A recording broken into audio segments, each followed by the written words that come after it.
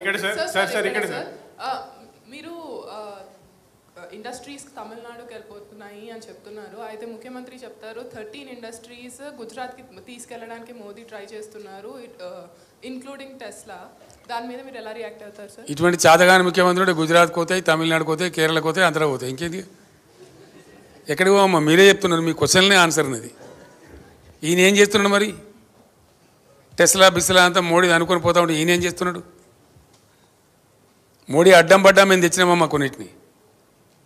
Like Facebook, ఆయన international లాబీస్లను పెట్టి చాలా ప్రయత్నం చేసిండు అహ్మదాబాద్ తీసుకుపోదామని. మేము అంతకన్నా పై ఎత్తుగడ వేసి దాన్ని ఇక్కడ తెచ్చినాం. మోడీని తట్టుకొని మేము ఒక 4-5 పరిశ్రమలు పెద్ద పెద్ద తెచ్చినాం ఇక్కడికి. సార్ ఇక్కడ సార్ మీరు మొన్న మెదక్లో మాట్లాడుతూ టైం కాగాలి సుమా, మళ్ళీ ఈసీ నిషేధం, మళ్ళీ అదో కథగా చెప్పండి. సార్ ఇక్కడ మీరు మొన్న మెదక్ మాట్లాడుతూ అసెంబ్లీలో చెల్లని రూపాయి పార్లమెంట్లో ఎట్లా చెల్లుతుంది అన్నారు. సో మన పార్టీ నుంచి కూడా కొప్పులీశ్వర్, ఆర్ఎస్ ప్రవీణ్ కుమార్, బాజిరెడ్డి ఇట్లాంటి వాళ్ళందరూ అసెంబ్లీ ఎన్నికల్లో ఓడిపోయారు. వాళ్ళు ఇప్పుడు ఎట్లా చెల్లుతారు? కరెక్ట్ క్వశ్చన్ మంచిగా అడిగిన మీరు. అది నేను మెదక్కు సంబంధించి అడిగిన.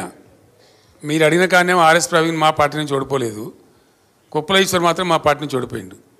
చెల్లిచ్చేది చెల్లి అంది ప్రజలు చెప్తారు, నేను చెప్పాల్సింది నేను ప్రజలకు చెప్పిన. సార్, రైతు బంధు విషయంలో కేటీఆర్ గారు ఈ మధ్యలో చెప్పారు, ఎక్కువ ఎకరాలు ఉన్న వాళ్ళకి ఇవ్వాలా లేదా అనేది కొంచెం సమీక్ష జరుగుతోంది అన్నటువంటి విషయం మీద కేటీఆర్ గారు ఆ మధ్యలో చెప్పారు. ఇప్పుడు వాళ్ళు కూడా 5 ఎకరాల లోపే ఇవ్వాలన్నటువంటి ఒక సూత్రప్రాయ నిర్ణయానికి వచ్చినట్టుగా తెలుస్తోంది. మీ అభిప్రాయం? మళ్ళీ ప్రభుత్వం అధికారంలోకి ఇప్పుడు ఆరో ఎకరం కూడా ఏమని ఏం చేసిండే? 6 ఎకరాల నుండి కోటీశ్వరుడా, 7 ఎకరాల నుండి కోటీశ్వరుడా? ఓ 15-20 ఎకరాలు దాటి వాళ్ళకు లిమిట్ పెడితే అదొక అర్థం పర్థం ఉంటుంది. కానీ మరీ 5 ఎకరాలు మేము బ్రదర్ ఇది ఒకటే చెప్తున్నాను నేను. ఇక్కడ ఎకరాలు లిమిటు సీలింగు అనే దానికంటే నేనుగా I/1 దాని సృష్టికర్త నేనే, రైతు బంధు సృష్టికర్తను తెచ్చి ఇచ్చింది నేనే. ఆ రోజు తెలంగాణ ఏర్పడ్డ సమయంలో తెలంగాణ రైతాంగం చెట్టుకోడు గుట్టకోడు అయిపోయి గందరగోళం అయిపోయి డ్రై అయిపోయి చాలా బాధాకరంగా ఉండేది. ఒక కనీసం 10-15 ఏళ్ల పాటు రైతులను బ్రహ్మాండంగా సపోర్ట్ చేసి వాళ్ళకి ఫ్రీ పవర్ ఇచ్చి వాళ్ళకి లిఫ్ట్ చేసి వాటర్ తెచ్చిస్తే వాళ్ళు నిలదొక్కుంటారు. తెలంగాణ వ్యవసాయ రంగంలో లాభం జరుగుతుందని నేను పెట్టినా.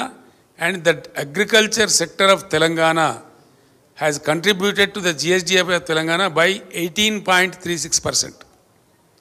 తెలంగాణ GSDPకి 18.36% కూర్చినటువంటి శాఖ వ్యవసాయ శాఖ, రైతాంగం. అగ్రికల్చర్ సెక్టర్ నుండి GSDPకి వచ్చినటువంటి శాతం నేను చెప్పేది, విచ్ ఇస్ గ్రేట్. నేను అనుకున్న కళ నెరవేరింది. ఇంకొక 5-6 ఏళ్ళు కొనసాగించిన తర్వాత ఈ సీలింగ్ బిల్లింగ్ మేము కూడా ఆలోచిద్దామని అనుకున్నాం. రైతులు కొంచెం అప్పులు తీరిపోయి వాళ్ళ సొంత పెట్టుబడి వాళ్ళు పెట్టుకునే పరిస్థితికి వచ్చిన తర్వాత అప్పుడు పేద రైతులకు మాత్రం పెడదాం, కొంచెం ధనిక రైతులకు తీసేద్దామని మాకు కూడా ఆలోచన ఉండే బేసికల్లీ. కానీ ఇంత హాఫెజాడ్గా ఇంత తొందరపడి ఒక కన్ఫ్యూజన్ క్రియేట్ చేసి రేపు మాకు వస్తుందా రాదా అనేటువంటి ఒక భయాన్ని రైతుల్లో క్రియేట్ చేసే దిక్కుమాలిన చర్యలు మాత్రం మేము చేయలే. ఆ పని కాంగ్రెస్ చేసింది. ఆ వ్యవసాయ మంత్రి కూడా మాట్లాడిండు, అందరు మాట్లాడుతున్నారు. తప్పకుండా రైతుల ఆగ్రహాన్ని వాళ్ళు చూడబోతారు. Sir, thank you so much. Kejriwal కు బెయిల్ వచ్చింది. నీ 3వసారి అయిందే బాబు సార్. కేజ్రీవాల్ బెయిల్ వచ్చింది, ఏం కావాలి నీకు? ఢిల్లీ సీఎం కు కేజ్రీవాల్ కు బెయిల్ వచ్చింది. అదే కేసులో ఉన్న కవితకు మాత్రం బెయిల్ ప్రాసెస్ నడుస్తూ ఉంది కోర్టులో. సింపుల్ ఇస్ ద ఇష్యూ అండి. ఢిల్లీ లిక్కర్ స్కామ్ అనేది నరేంద్ర మోడీ సృష్టించినటువంటి ఒక రాజకీయ కుంభకోణం. It's reverse political scam. అందులో ఏం లేదంత పట్టితే గ్యాస్. ఇవాళటి వరకు ₹1 రికవరీ చేయలే, ₹1 కూడా రికవరీ చేయలేదు. ఎవరి నుంచి ఎవరికి మనీ లాండరింగ్ అయిందో, ఎవరి నుంచి ఎవరు తీసుకున్నాడో ఎవరికి తెలియదు. అది ఢిల్లీ స్టేట్ లిక్కర్ పాలసీని స్కామ్ కింద చిత్రీకరించి మేమిద్దరం అండి, ఆయన కంట్లో నర్సులాగా ఉన్నోళ్ళం, అరవింద్ కేజ్రీవాల్, నేను, ముక్కులో కోయలాగా ఉంటే మేము ఏం చేసినాం? మేము ఆయన మాకు 104 మంది ఎమ్మెల్యేలు మా సంఖ్య ఉండి అప్పుడు మజ్లిస్ ఎమ్మెల్యేలు 7 మాకు సపోర్ట్ ఉండే టైంలో 119లో 111 మంది మేము ఉన్నాం ఇక్కడ. అయినా ఆయన ఏజెంట్లను పంపించండి ఇక్కడికి, ఈ గవర్నమెంట్ టాపులు చేయాలని కూలగొట్టాలి రాష్ట్ర ప్రభుత్వాన్ని ఆయన ఏజెంట్లను పంపించి ఇక్కడ బేరాలు చేసిండ్రు. వాళ్ళని పట్టి నిర్బంధించి నేను జైల్లో వేసిన. ఇక్కడ వేయడమే కాదు, ఆ ఏజెంట్లను పంపించిన మూల సూత్రధారి BL సంతోష్, ప్రధానమంత్రికి రైట్ హ్యాండు, జాతీయ కార్యదర్శి, ఆయనను పట్టుకరమని చెప్పి ఢిల్లీ సెంట్రల్ BJP ఆఫీస్ మీదకి మన పోలీసులను పంపించిన నేను.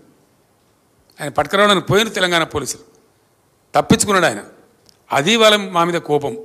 ఆ కక్ష మనసులో పెట్టుకొని అటు అరవింద్ కేజ్రీవాల్ను ఇటు నన్ను రాజకీయంగా ఒత్తిడి చేయాలని చెప్పి అటు కేజ్రీవాల్ని అరెస్ట్ చేసిండ్రు, ఇటు నా కూతురుని అరెస్ట్ చేసిండ్రు. వాళ్ళు కడిగిన ముత్యాలలాగా బయటకు వస్తారు. అది స్కామ్ లేదు, బట్టిదే ట్రాష్. అది బూమరాంగ్ అవుతా ఉన్నది ఇలా.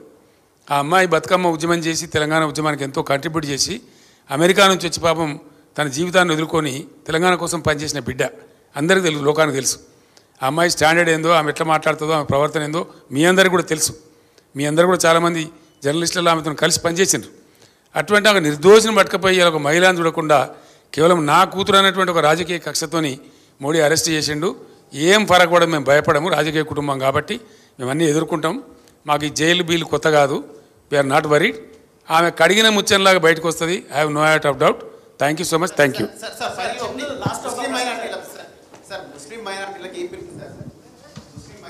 మైనార్టీ సోదరులకు నాది ఒకటే విజ్ఞప్తి.